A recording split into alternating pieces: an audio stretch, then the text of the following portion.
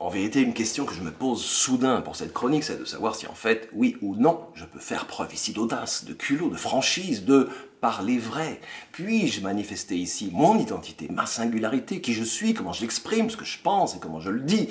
Donc oui, grosse question, suis-je ici, oui ou non, libre d'être authentique? Je vous laisse formuler une réponse, et entre-temps je pense à ce livre géant que je lisais dans l'immense fauteuil du bureau de mon grand-père, l'Odyssée d'Homère. Et de quoi est-il question? Eh bien de l'authenticité d'un homme en voyage au prix d'une quête d'identité.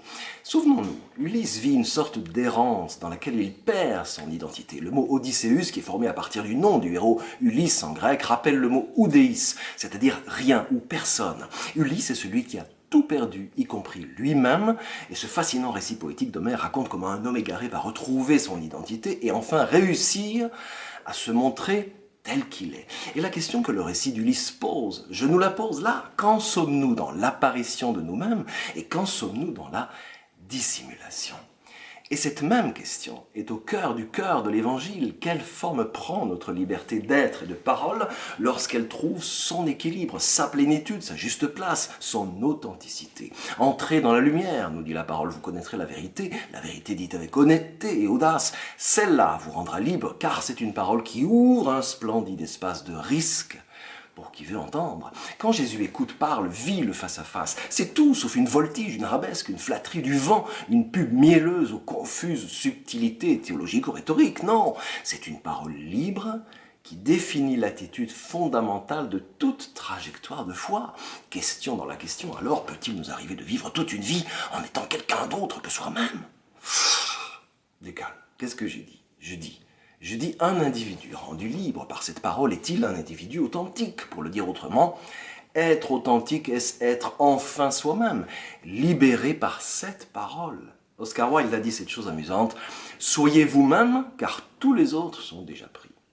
Alors être soi-même, c'est quoi? On est arrosé de trucs absurdes et inutiles sur les réseaux. Tout le monde publie ce qu'il mange, ce qu'il vit, ce qu'il voit, ce qu'il boit, son chien, son chat et surtout, son avis sur tout. Mais si on regarde de près, si on boucle la recherche effrénée de je suis, alors qu'en fait c'est tout le contraire, zéro identité, c'est juste de la narcissisation, c'est la singerie de l'idée d'être soi-même. Non, parce que le saucisson cochonou, il a lui aussi son label rouge d'authenticité, donc à ce train-là, non. Être authentique, c'est un accomplissement, répond Jésus, accomplissement, ça c'est intéressant. Intéressant pourquoi? Parce que la racine indo-européenne du mot liberté signifie croître. Alors disons ceci, être libre, c'est quitter le oudéis, le rien, le personne. C'est croître et grandir dans une perspective relationnelle responsable qui nous libère magnifiquement pour nous rendre à nous-mêmes dans l'authenticité d'un voyage d'accomplissement. Authenticité, non féminin, qualité de ce qui est vrai, pure par extension, expression sincère de l'engagement et de la profondeur de notre cœur intérieur.